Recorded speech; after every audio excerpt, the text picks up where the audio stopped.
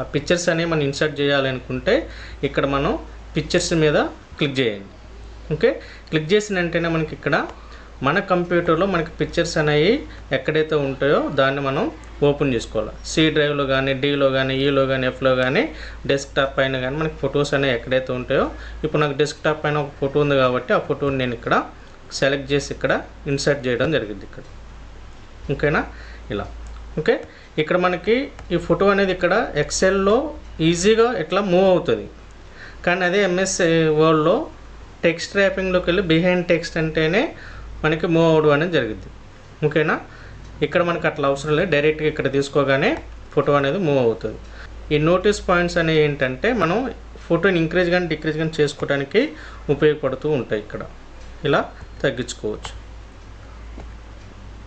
ఇలా photo increase చేసుకోవచ్చు. మళ్ళీ పైకి అన్నారనుకోండి ఇంక్రీజ్ అవుతుంది.